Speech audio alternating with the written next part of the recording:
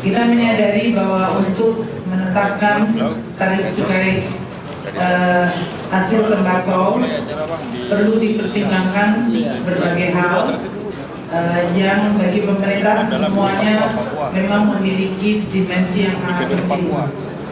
Yang pertama, pemerintah menyadari bahwa rokok merupakan suatu komoditas yang dapat merugikan kesehatan masyarakat, dan oleh karena itu konsumsinya perlu dibatasi. Hal ini tentu sejalan dengan pengenaan cukai yang memang bertujuan untuk mengendalikan konsumsi dan mengawasi peredaran hasil tembakau yaitu rokok.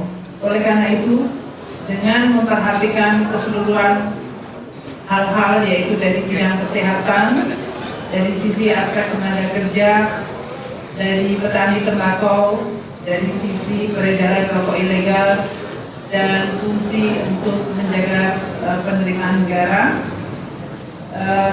pemerintah menetapkan untuk kebijakan cukai rokok.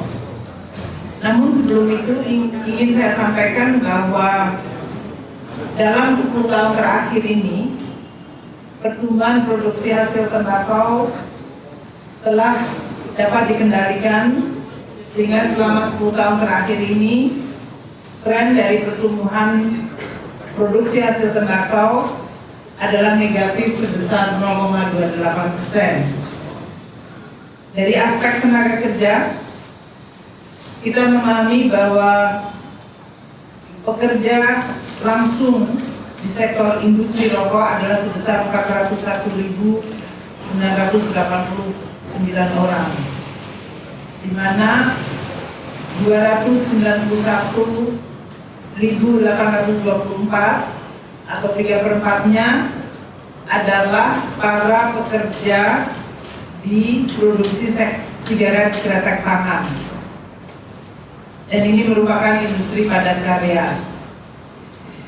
Kalau dijumlahkan dengan seluruh pekerja yang terlibat di dalam seluruh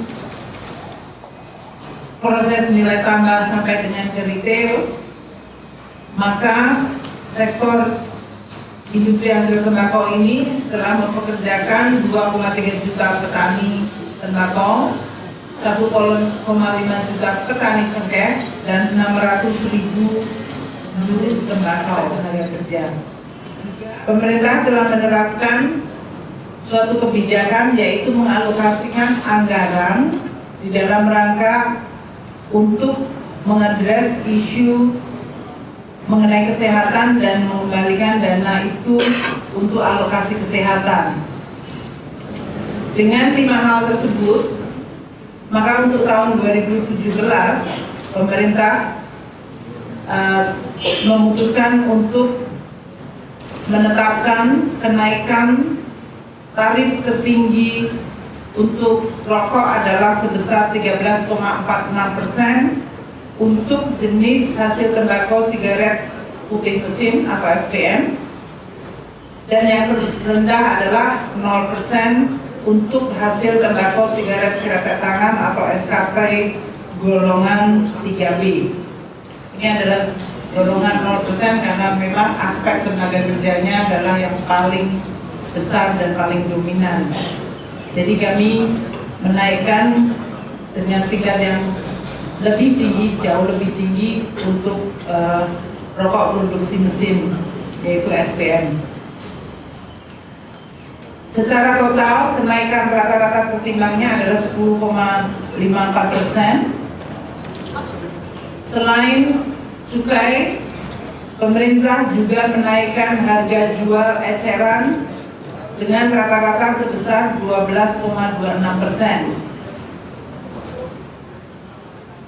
Kedua keputusan itu dibuat dengan mempertimbangkan kelima aspek yang telah saya sebutkan sebelumnya, yaitu dari aspek kesehatan, aspek tenaga kerja, aspek penanganan rokok ilegal, aspek penerimaan negara, dan aspek earmarking atau pengalokasian anggaran untuk mempersiapkan industri atau para pekerja untuk mampu melakukan perubahan serta dari sisi kesehatan.